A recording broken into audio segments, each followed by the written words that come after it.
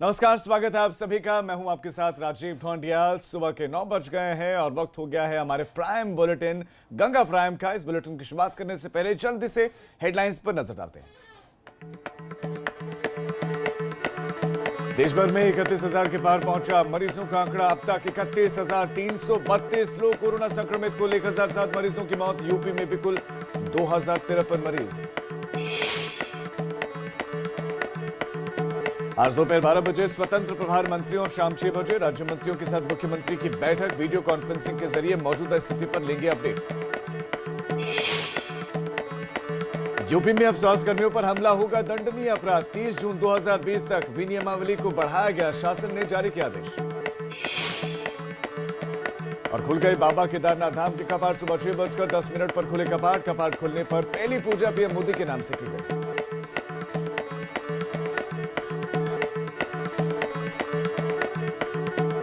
Headlines के बाद अब नजर डालते हैं टॉप 10 खबरों पर। कोरोना काल में गैर जिम्मेदाराना बयान देने के लिए यूपी बीजेपी के 3 विधायकों को कारण बताओ नोटिस। सुरेश तिवारी के बयान का बीजेपी के राष्ट्रीय अध्यक्ष जेपी नड्डा ने लिया संज्ञान। कार्रवाई करने को कहा। सीएम योगी ने कोटा से आए छात्रों से वीडियो कॉन्फ्रेंसिंग के जरिए की बात। लॉकडाउन लागू करने के लिए पीएम मोदी को दिया धन्यवाद। बोले यूपी को कोरोना से काफी हद तक बचाने में सफल। सिंगर कनिका कपूर भी अब डोनेट कर पाएंगे प्लाज्मा। एंटीबॉडी के दोबारा टेस्ट में प्लाज्मा डोनेशन की रिपोर्ट आई ठीक। बाकी रिपोर्ट भी सही निकली। सूत्रों के हवाले से खबर। पीलीभीत में लॉकडाउन के बीच थाने में थानेदार ने लोगों को दी मैरिज एनिवर्सरी की पार्टी। सोशल डिस्टेंसिंग की जमकर उड़ाई धज्जियां। सोशल मीडिया पर वीडियो वायरल। एबीपी गंगा की खबर का असर। वाराणसी में कोरोना मरीज पर केस दर्ज। सैंपलिंग के बाद घर से बाहर निकला था मरीज। 24 अप्रैल को दवा कारोबारी की रिपोर्ट आई थी पॉजिटिव। टिकटॉक पर वीडियो बनाकर किया था वायरल। रामपुर में लोगों ने पुलिस की टीम पर किया हमला। बेवजह घूम रहे लोगों के मना करने पर पुलिस टीम पर हमला। 10 लोगों के खिलाफ मुकदमा दर्ज। गोंडा में भी पुलिस पर लोहा व्यापारियों ने किया हमला। सोशल डिस्टेंसिंग का पालन कराने गई थी पुलिस। हमले में एक पुलिसकर्मी गंभीर रूप से घायल। एक नामजद समेत कई पर केस दर्ज। बलरामपुर में लॉकडाउन के बीच चरमराई स्वास्थ्य व्यवस्था। एम्बुलेंस न मिलने पर ठेले के जरिए अस्पताल ले जाया गया मरीज।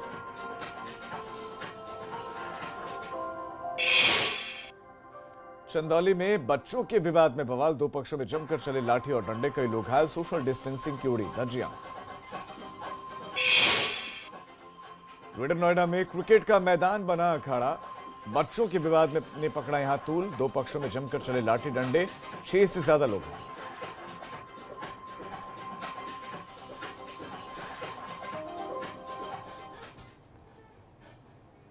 शुरुआत इस बुलेटिन की अयोध्या से आ रही बड़ी खबर से। छात्रों से भरी बस दुर्घटनाग्रस्त हुई है अयोध्या में। अयोध्या से इस वक्त बहुत बड़ी जानकारी आपको दे रहे हैं। छात्रों से भरी हुई बस दुर्घटनाग्रस्त हो गई है। कुशीनगर जाते वक्त ट्रक से ये रोडवेज बस टकराई है और हादसे में 25 छात्र समेत कई और लोग भी घायल हैं। इस वक्त ये बड़ी खबर मिल रही है अयोध्या से। बस ड्राइवर और सिपाही भी इसमें जख्मी हो गया है। ड्राइवर और 2 छात्रों की हालत इसमें नाजुक भी बताई जा रही है। तो ट्रक से जा टकराई है ये रोडवेज बस। किस कारण हादसा हुआ स्पष्ट नहीं। ऋषि हमारे संवाददाता अयोध्या से ज्यादा जानकारी के साथ जुड़ गए। ऋषि, कैसे ये हादसा हुआ, कितने बजे हादसा हुआ और इस वक्त क्या कुछ वहां पर है, आप दर्शकों को बताएं। कितने छात्र दुर्घटनाग्रस्त में इस हादसे का शिकार हुए हैं? जी, आपको बता दें इसमें 27 लोग थे, जिसमें 25 छात्र थे, एक पुलिसकर्मी था, एक ड्राइवर था, जिसमें 27 लोगों की घायल हुए हैं, जिसमें 2 छात्राओं की हालत नाजुक बताई जा रही है। और ये लगभग 4 बजे का मामला है, जो कि बस प्रयागराज से कुशीनगर की तरफ जा रही थी। लोगों को क्वारंटाइन करना था, जिसमें 27 लोग मौजूद थे, जिसमें 2 की हालत एकदम नाजुक बताई जा रही है। क्या सभी को अस्पताल में भर्ती करवा लिया गया है और वक्त पर रेस्क्यू ऑपरेशन चल गया था वहां पर? जी हाँ, जी वहाँ पे जिस समय ये हादसा हुआ वहाँ पे सीएससी में लेकर गए, तो वहाँ से लोग इनको जिला अस्पताल के लिए रेफर कर दिए थे। और जो 2 की हालत है एकदम नाजुक बताई जा रही है। और हादसा किस कारण हुआ ऋषि, एग्जैक्टली पता चल पाया कि किसकी गलती थी? क्या तेज रफ्तार हादसे के कारण रही या कोई दूसरी वजह थी? नहीं, ट्रक का जो रफ्तार था वो काफी तेज था। वो पीछे से ट्रक का मारता है तो बस वाला जो है ले जाके गड्ढे में गिर जाता है, जिससे कि ये बड़ा हादसा हो जाता है। ऋषि, साथ साथ दर्शकों को ये भी जानकारी दें कि आप बता रहे थे कि प्रयागराज से ये बस निकली थी, कहाँ को ये बस जा रही थी और स्टूडेंट्स के साथ साथ और कौन कौन इसमें मौजूद था? क्या हुआ, कोई अधिकारी भी मौजूद था? जी, ये बस कुशीनगर के लिए जा रही थी प्रयागराज से। इसमें छात्र छात्राएं थे, लोगों को क्वारंटाइन करना था, जिसमें एक ड्राइवर और एक पुलिसकर्मी भी मौजूद थे। जी, तो ऋषि, आपका इस तमाम जानकारी के लिए धन्यवाद।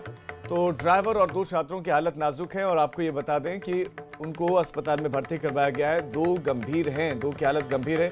कुल 27 लोग थे, जिसमें 25 छात्र थे और तेज रफ्तार ट्रक ने टक्कर मारी है। ट्रक बताया जा रहा है कि तेज रफ्तार में था। सुबह 4 बजे के करीब यह हादसा हुआ है। प्रयागराज से कुशीनगर की तरफ ये बस जा रही थी। इसी बीच में एक ट्रक ने, जो तेज रफ्तार में था, उसने टक्कर मार दी और ड्राइवर और एक छात्र गंभीर रूप से घायल हैं, जिनको अस्पताल में भर्ती करवाया गया। वैसे सभी अस्पताल में भर्ती हैं, लेकिन 2 की हालत ज्यादा नाजुक बताए जा रहे हैं और अस्पताल में सभी इस वक्त भर्ती हैं। ये खबर हम आपको दे रहे हैं अयोध्या से। दरअसल सभी बच्चों को, जो स्टूडेंट्स अलग अलग जगहों पर फंसे हुए, उनको अपने अपने गृह जिलों में भेजने की कवायद के बीच में ये बड़ा हादसा हुआ है। दुर्घटनाग्रस्त गाड़ी हो गई। देश में कोरोना के मामले नहीं थम रहे, कोरोना का कहर नहीं थम रहा है। ये भी बड़ी खबर आपको दे दें, कोरोना से मरने वालों का आंकड़ा 1000 के पार पहुंच गया है। ये इस वक्त का कोरोना का अपडेट भी है। अब तक 1007 मरीजों की मौत हो गई। कुल 7696 लोग ठीक भी हो गए।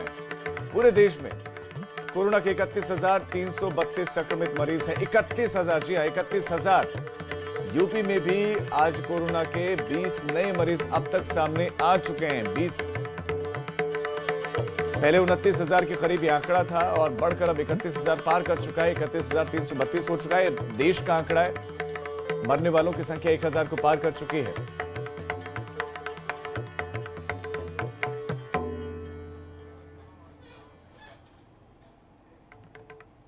बरेली में कोरोना से पहली मौत हो गई है। कोरोना पॉजिटिव मरीज की इलाज के दौरान मौत हो गई है। ये बड़े बरेली से हम खबर आपको दे रहे हैं। आज 20 नए केसेस आए हैं। तो इस बीच में ये भी आपको खबर देते हैं, 2 दिन पहले मृतक की रिपोर्ट पॉजिटिव आई थी, कोरोना की पॉजिटिव आई थी और आज मौत हो गई है। ये इसको सांस लेने में तकलीफ थी, डायबिटीज की भी दिक्कत थी और हाजीपुर इलाके को अब पूरी तरह से सील कर दिया गया है, क्योंकि उसी इलाके से ये मामला सामने आया था। रिपोर्ट पॉजिटिव सिर्फ 2 दिन पहले ही आई है और इलाके को सील किया गया है। बरेली से ये खबर हम आपको दे रहे हैं, कोरोना से पहली मौत बरेली में हो गई है। खबर अब कानपुर से, जहां पर कोरोना पर बहुत बड़ी लापरवाही देखने को मिली। बहुत बड़ी लापरवाही उजागर हुई है स्वास्थ्य महकमे की। जल्दबाजी में पॉजिटिव मरीज को डिस्चार्ज कर दिया गया। जी हां, जल्दबाजी में डिस्चार्ज कर दिया गया। बिना तीसरी रिपोर्ट के इंतजार किए उस मरीज को जो कोरोना पॉजिटिव है, घर भेज दिया गया। कोरोना संक्रमित छात्र की रिपोर्ट पॉजिटिव निकली थी। 2 बार रिपोर्ट नेगेटिव आने पर उसको छुट्टी दे दी गई, लेकिन जब रिपोर्ट नेगेटिव आई थी उसके बाद तीसरी रिपोर्ट का इंतजार किया जाना चाहिए था। तीसरी रिपोर्ट आने के बाद डिस्चार्ज किया जाना चाहिए था अगर कोरोना की फिर नेगेटिव आती, लेकिन नहीं किया गया है। बाकायदा ताली बजाकर सभी लोगों को घर भेजा गया और उसके बाद यह पता चला कि जिस व्यक्ति को घर भेज रहे हैं उसको कोरोना पॉजिटिव, कोरोना के संक्रमण के साथ घर भेजा जा रहा है। कोरोना वायरस को लेकर वो व्यक्ति घर जा रहा है, वो स्टूडेंट घर जा रहा है। ये बड़ी खबर आपको दे रहे हैं। कुल 12 लोग इसमें डिस्चार्ज किए गए थे, जिसमें 11 तो नेगेटिव आए, लेकिन एक ही रिपोर्ट पॉजिटिव आई है। प्रभात अवस्थी हमारे संवाददाता इस पर आपको और ज्यादा जानकारी आप देंगे। प्रभात, अब सवाल यह है कि युवक को, छात्र को चूंकि घर भेज दिया गया था, रिपोर्ट पॉजिटिव आई है, तो इस बीच में क्या कॉन्टैक्ट ट्रेसिंग अब की जा रही है? हो सकता है कई लोगों से संपर्क में आए हो, कम से कम परिवार के लोगों से संपर्क में आए हो ये युवा। जी बिल्कुल, पहले तो आपको राजू बताना चाहूँगा कि जो ये छात्र है वो मदरसे का छात्र है और मछरिया के जो मदरसे से जो 12 छात्र वहाँ से पॉजिटिव पाए गए थे, उनको सभी को सरसौल का जो CSC है वहाँ पर क्वारंटाइन किया गया था और वहीं पर उनका इलाज चल रहा था। 2 रिपोर्ट्स लगातार जो है उन सभी लोगों की नेगेटिव आई थी, जिसके बाद 27 तारीख यानी सोमवार को सभी लोगों को वहां से डिस्चार्ज कर उनके मदरसे के लिए भेज दिया गया था। साथ ही साथ वहां पर डिस्चार्ज के समय बाकायदा उनको स्वागत किया गया था, ताली बजाकर उनका अभिनंदन किया गया था कि आप सभी लोग ठीक हो गए हैं और आप अब लोग अपने मदरसे की तरफ जा सकते हैं। लेकिन जब कल रिपोर्ट्स आती हैं, जो तीसरी रिपोर्ट सैंपल के लिए भेजी गई थी, टेस्टिंग के लिए भेजे गए थे, उसकी जब रिपोर्ट्स आती है तो पता चलता है कि उनमें से एक जो छात्र है उसकी जो अभी भी रिपोर्ट जो है वो पॉजिटिव आ गई है।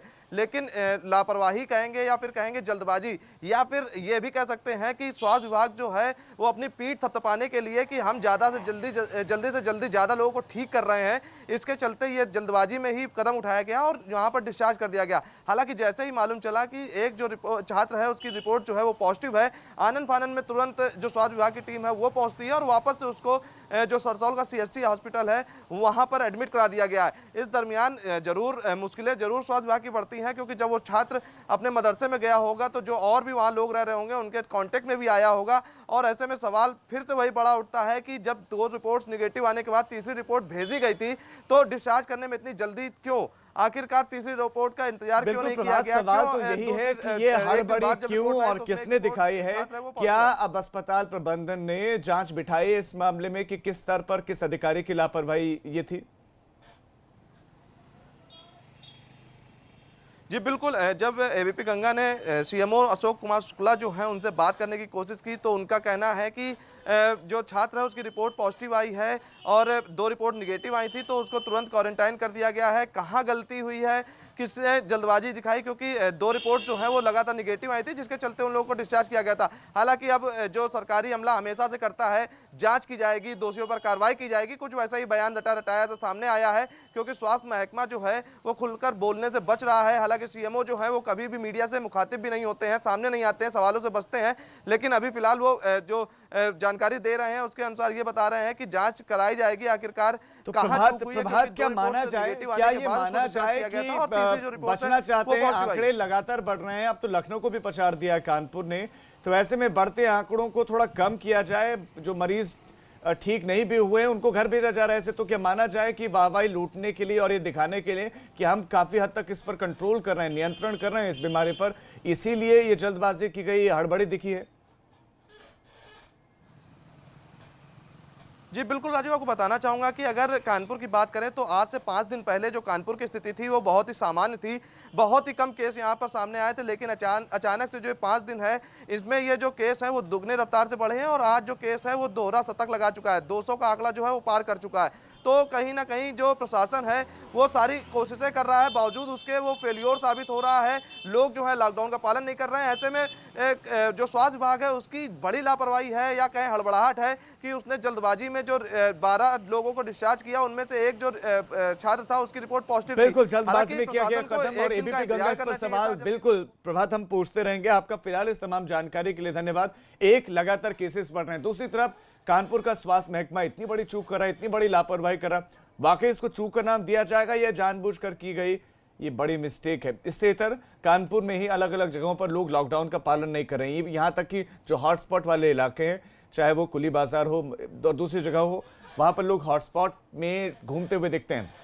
तो ये केसेस बढ़ने की कहीं ना कहीं वजह ये भी है। बहरहाल आगे बढ़ते हैं, बात हम प्रयागराज की अब करेंगे, जहाँ पर अपने अपने घरों को ये छात्र भेजे जा रहे हैं। योगी सरकार खास प्लान और विशेष बंदोबस्त के जरिए छात्रों को उनके घर पहुंचा रही है। इसी सिलसिले में आज दूसरे और तीसरे चरण के तहत छात्रों को उनके घर पहुंचाया जाएगा। कुल 56 जिलों के छात्र घर भेजे जाएंगे, जिसमें दूसरे चरण के तहत 27 जिलों के छात्रों को अब दोपहर से 2 बजे तक घर भेजा जाएगा। तो वहीं तीसरे चरण के तहत 29 जिलों के छात्रों को घर भेजने का सिलसिला शाम 4 बजे शुरू होगा, जो देर रात तक जारी रहेगा। तो दूसरे चरण में जो 27 जिले हैं वो बता रहे, गाजीपुर, मऊ, बलिया ये वो जिले हैं, अम्बेडकर नगर है, देवरिया है, महाराजगंज है, कुशीनगर इसमें शामिल है, सिद्धार्थनगर है, अमेठी है, सुल्तानपुर है, अयोध्या भी इसमें शामिल है, बहराइच है, गोंडा है, बस्ती है, संत कबीर नगर है।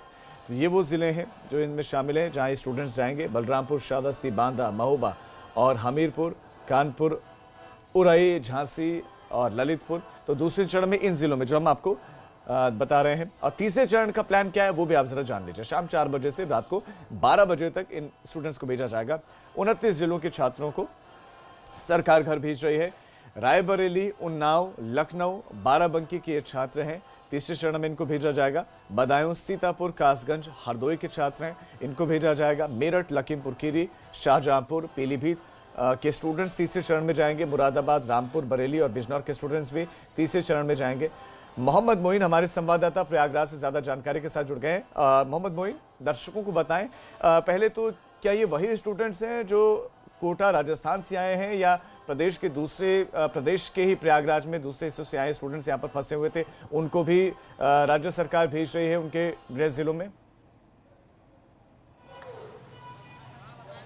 जी, आपको बता दें कि प्रयागराज जो है वो प्रतियोगी परीक्षाओं की तैयारियों का गढ़ होता है। यहाँ सेंट्रल यूनिवर्सिटी है और नेशनल लेवल के कई बड़े संस्थान हैं। तो देश के अलग अलग हिस्सों से यहाँ छात्र आते हैं, पढ़ाई करते हैं, प्रतियोगी परीक्षाओं की तैयारी करते हैं। तो ये बहुत बड़ी संख्या में छात्र लॉकडाउन में यहाँ पर फंसे हुए थे, अपने घर जाने के लिए परेशान थे। छात्रों के पैसे खत्म हो गए थे, उनका राशन खत्म हो गया था। तो इस मामले में उत्तर प्रदेश के मुख्यमंत्री योगी आदित्यनाथ ने दखल दिया था 2 दिन पहले, और जो छात्र बाहर के यहाँ फंसे हुए हैं और अपने घर वापस जाना चाहते हैं, उनको उनके घर तक वापस भेजने के लिए रोडवेज की बसें लगाए जाने का निर्देश दिया था। तो मुख्यमंत्री योगी आदित्यनाथ की पहल पर, उनके दखल पर परसों से यानी 2 दिन पहले से अलग अलग चरणों में छात्रों को वापस भेजा जा रहा है। और जो प्रशासन ने आंकड़ा दिया है, तो कल और परसों 2 दिनों में 270 बसों के जरिए 7,500 छात्रों को भेजा जा चुका था। आज 56 जिलों के छात्रों को भेजा जा रहा है। हम आपको यहाँ की तस्वीरें दिखाना चाहेंगे। तो सरकार को जो एक अनुमान था कि लगभग 10,000 छात्र यहाँ पर फंसे हो सकते हैं, उनको बाहर भेजना है, लेकिन शुरुआती 2 दिनों में ही तक ये आंकड़ा 7,500 की संख्या पार कर गया था। और आज की जो ताजा तस्वीरें हम आपको दिखा रहे हैं, उसको देख के आप अंदाजा लगा सकते हैं। बात कहनी है, कितनी बड़ी संख्या में प्रयागराज में बड़ी संख्या में। अच्छी बात है कि योगी सरकार उनको घर भेज रही है। चूंकि आप इस वक्त लाइव तस्वीरें दिखा रहे हैं, लेकिन यहाँ तो सोशल डिस्टेंसिंग का पालन नहीं दिख रहा है। कोई अधिकारी भी इनको बताने वाला वहां पर है नहीं कि आप सोशल डिस्टेंसिंग का पालन करो। ऐसा क्यों नहीं है? यहाँ पर व्यवस्था क्यों नहीं दिख रही है? जी बिल्कुल आप सब सही बात कह रहे हैं कि यहाँ पर सोशल डिस्टेंसिंग का पालन बिल्कुल नहीं हो रहा है। सैकड़ों की संख्या में छात्र अलग अलग जगहों पर डटे हुए हैं। और आपको बता दें कि ये ज़्यादातर छात्र सुबह 6 बजे 7 बजे से यहाँ पर आ गए हैं। सामने आपको रोडवेज की बसें ज़रूर दिख जाएंगी, रोडवेज की बसें खड़ी हैं, लेकिन यहाँ पर जो पुलिस के लोग हैं, जो प्रशासन के लोग हैं, अब से 2 से 3 मिनट पहले ही यहाँ पर पुलिस की एक गाड़ी आई है, 2 मजिस्ट्रेटों की गाड़ी आई है, लेकिन उसके बावजूद छात्रों को दूर नहीं किया जा रहा है, उनमें सोशल डिस्टेंसिंग बनाए रखने को नहीं कहा जा रहा है। सैकड़ों की भीड़ एक साथ सट कर खड़ी हुई है और एक ये बहुत बड़ा खतरा भी है। तो साफ तौर पर कहा जा सकता है कि उत्तर प्रदेश के मुख्यमंत्री योगी आदित्यनाथ ने एक बहुत अच्छी पहल की। बिल्कुल मोइन, जिस खतरे से बचाना चाहते हैं, कहीं ना कहीं उसी खतरे को आमंत्रित किया जा रहा है, इस तरह से सोशल डिस्टेंसिंग का पालन ना करके। साथ ही साथ मोइन, आप दर्शकों को ये आंकड़ा भी दे दीजिए कि कुल कितने स्टूडेंट्स हैं जो अलग अलग जिलों में जाएंगे, कितनी बसें लगभग लगाए गए हैं, क्या कोई आंकड़ा दिया गया है प्रशासन की तरफ से?